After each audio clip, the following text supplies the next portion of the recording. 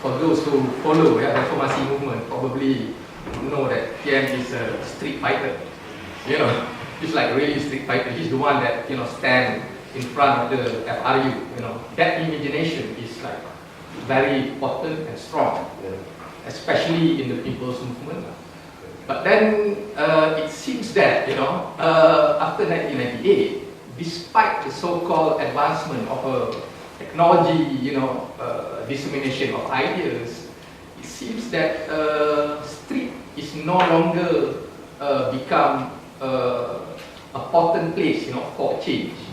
We can see that there are several demonstrations on the street of KL, but then the participation, if I compare, in terms of intensity, in 1998, you can see there is like much differences, in terms of intensity, and plus, I would say, observing some of the street leaders, during the 1998, it seems they have kind of like comfortable with the so-called power that they have, especially after they win Selangor, they win Penang, and some of their leaders, once they got a position in parliament, the rhetorics of street politics seem to be dwindling.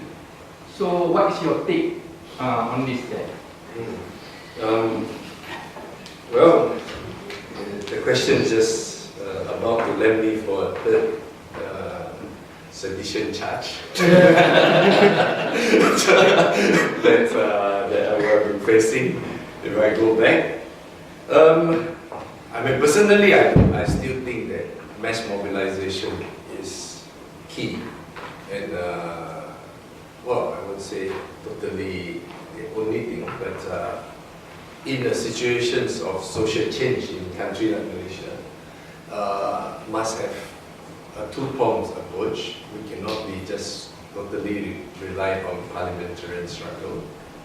The first question clearly said it, that's gerrymandering and the control of resources that always give the ruling elites an advantage. If we use streets, this is one part of it, but I think mass mobilization, it is important and we have to continue. Just like any other social movement, mass mobilization and mass organization, they go up and down. It depends on people who think whether there is hope. Currently, my take is this. Eventually, people will come out to the streets. They will join a demonstration. They will take risk of facing the anti-riot police if they see hope of change. Currently, there is a sense of helplessness because who do they hope to replace Najib? Because the opposition is being seen as disarray. We can't even get down to sit together and say who is going to be candidates and how we're going to work together. And the fear, I mean, being a very, what's it called, multiracial, multi-religious society, when the government propagate that, see, these people cannot get together, if they hold power, the fear is that the society will be divided. Malay will lose their political position, and the Chinese will lose their economy, and then terrorists will be running the show. That somehow come back to the back of the mind. In 1999, and the anger of the sacking of Anwar and subsequent crackdown and all these things, people put aside that fears. The fears of Malay in power, they will put aside. Okay, I mean, there's some influence of the Indonesian riot that turned some of the middle class and the Chinese community away, but generally, that was put aside. Now, the debate among the political leaders, also among the opposition, tend to surround on ideological issues, religious issues. How pure is Islam? How impure is Islam? How much the non-Muslim should compromise with the creeping Islamization and how much. So it is all these things, but for the masses who are facing economic hardship, for facing a lot, it's like, that's not relevant to me, right? So I still think that we want to go back to that. The political leaders among the opposition must first come to what is our minimum agreed narrative that we will unite together. If we are debating more things that divide, then we cannot provide the leadership for the streets. And the street will end up become fierce because they will see, oh, maybe this will become, will cause social breakdown. And that's also part of the reason why some of the participants lose their enthusiasm to go back to the streets. Right? So, because people are not expecting the street rioters or street leaders to run the government, they were just hoping that with the mass mobilization, the people's power, but eventually replacing the government is still a capable groups that can provide leaderships to administrate and to run the country. So that part is not seen now, and that's why I say the biggest challenge now, beyond going to the street, is that how do we come together? Let me ask a question myself, and then we'll go to Miles. My question concerns something you've touched on a couple of times, namely Sabah Sarawak. Yeah. I mean, it seems if you just look at the numbers in the parliament and so on, that in many ways the future of the country hinges upon those two states, to a significant degree anyway, Yes. and yet the opposition is experiencing big challenges there. So I wonder if you could tell us a little bit about the particular nature of the challenges you face in those places and the strategies that your opposition parties are devising to overcome them. Sabah Sarawak is a very tough terrain, and I'm sure everyone's know, and even if you do field research, you can travel one whole day and you're only probably meeting 30 voters in one place, and oppositions are facing a lot of resources constraint in campaigning in those places. But there is some unique situations that emerge now, is that just like any other what do you call states that are territories that located at the fringe of power, the sense of demanding attentions and renegotiating power distributions and redistributions of resources tend to take place as a form of separatist movement. And that sentiments emerged in the last probably 5 years, and it become quite intense. You see that talk of wanting Sabah or Sarawak to quit Malaysia and to not to be part of the federations has increased. I think the challenge of oppositions is that how do we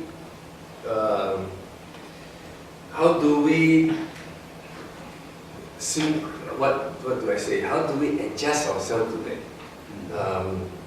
And we have to be showing sympathetic enough to committed to resolve those concerns, but at the same time, not risking to be seen that we agree with dissolutions of the federations, or to be seen, or to even, in fact, to encourage that happen.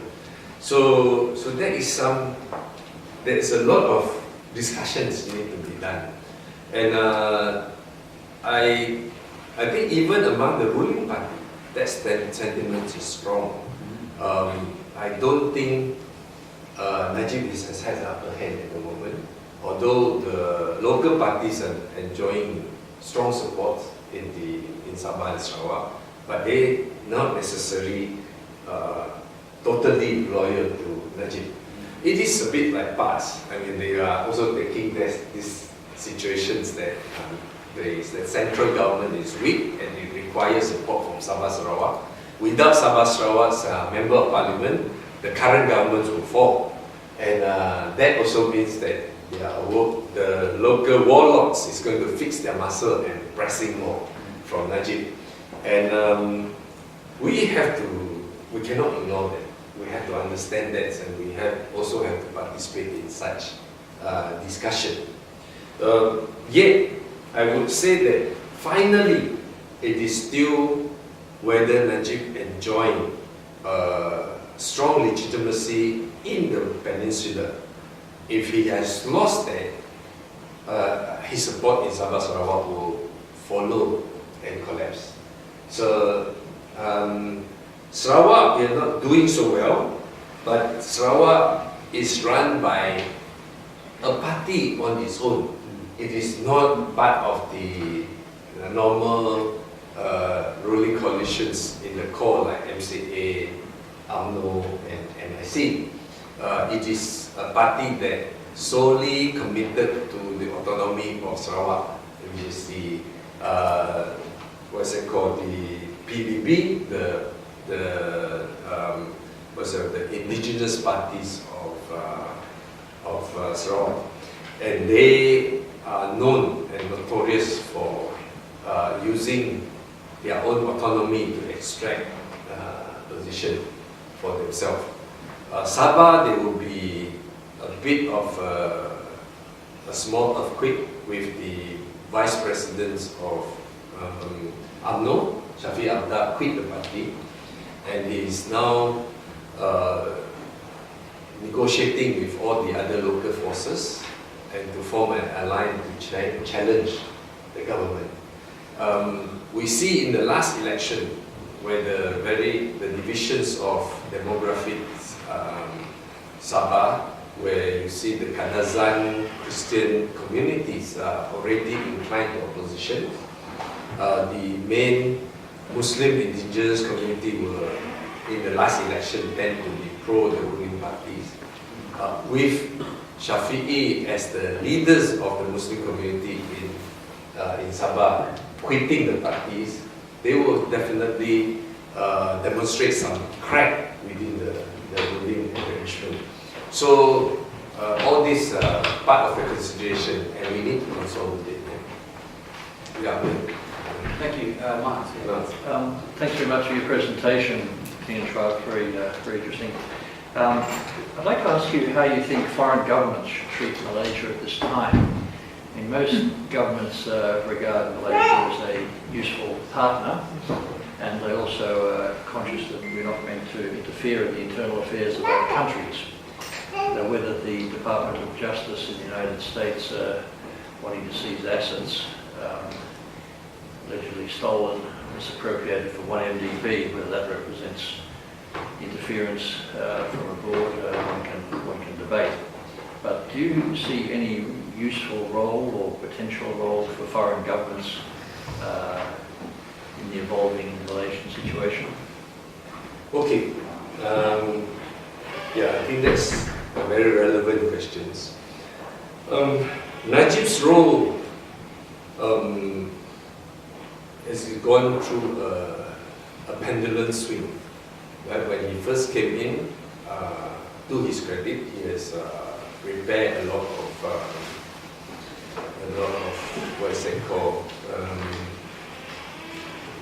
damaged relations that done by Mahathir in those days, where Mahathir took a very hostile, pro-South and pro-Third World rhetoric, and it is not friendly to many of the Western, although Australia is not a Western power, but it's our southern neighbors.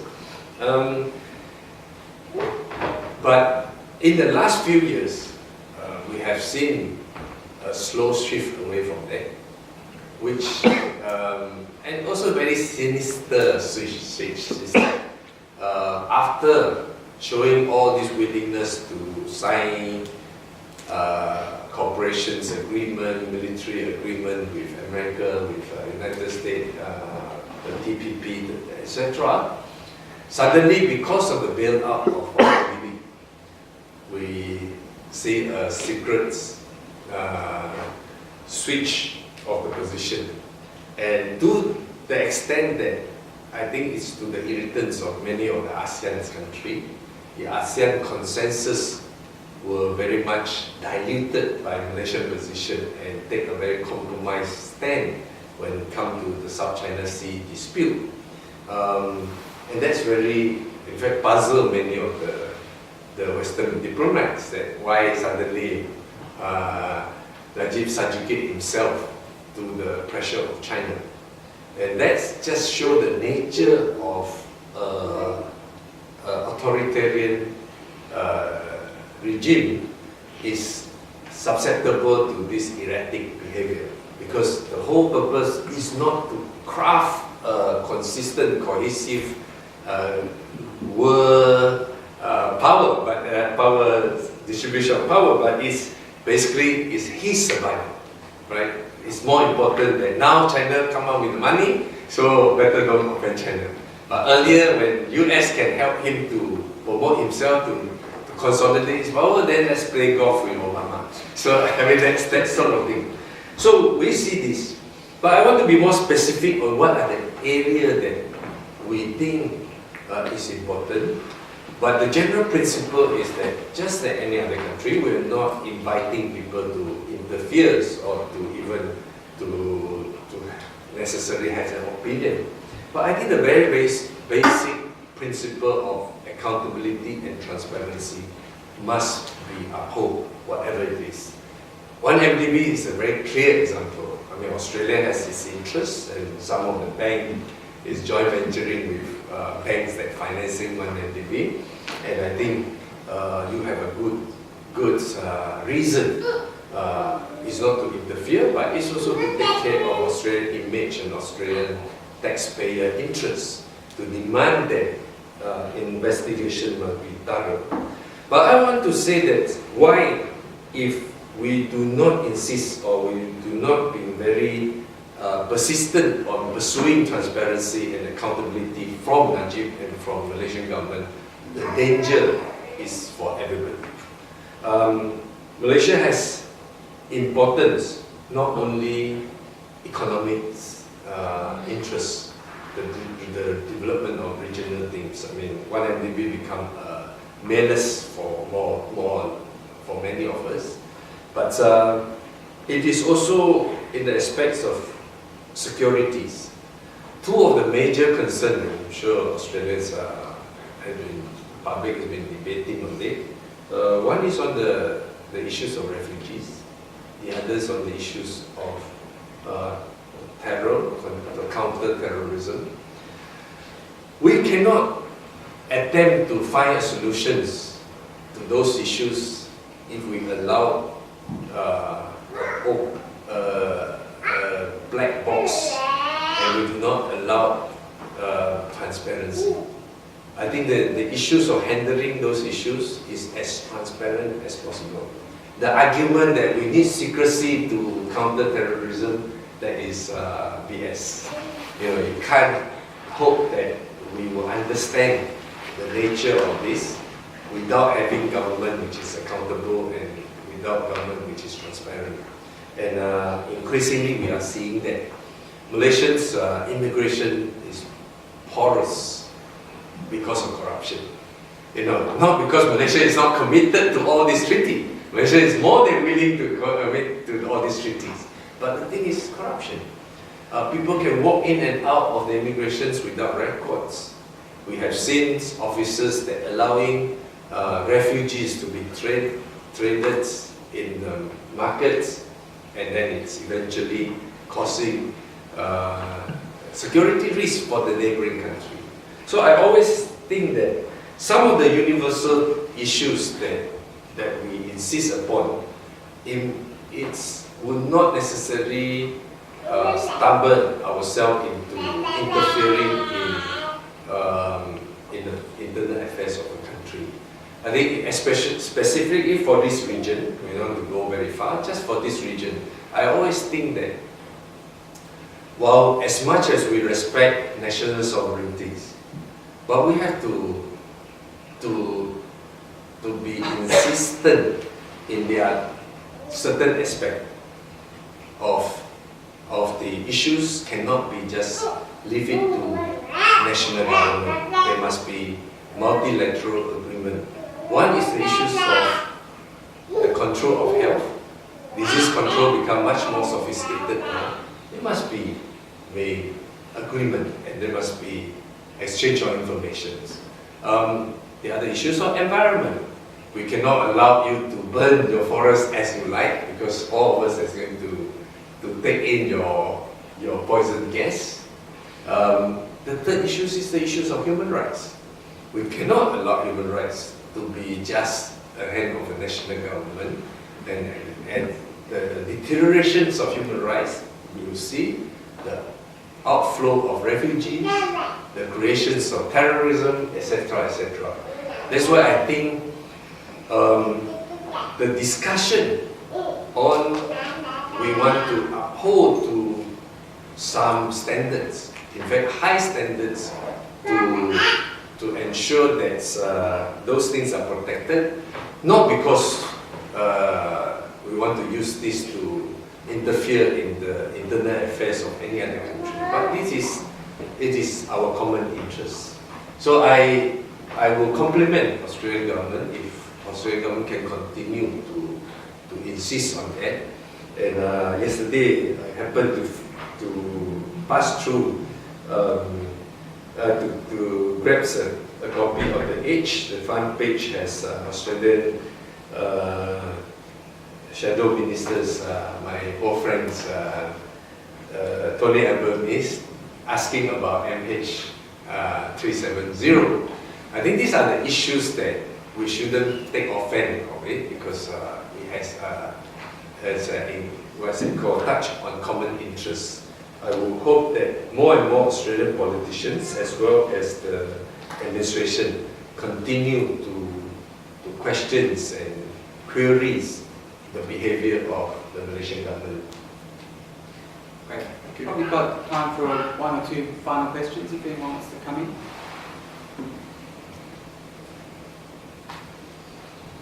Well, looks like you have a satisfied audience.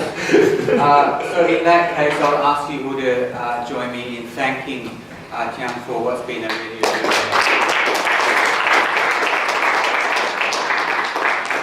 wishing him the best for the rest of his trip and for the future. Thank you, thank you.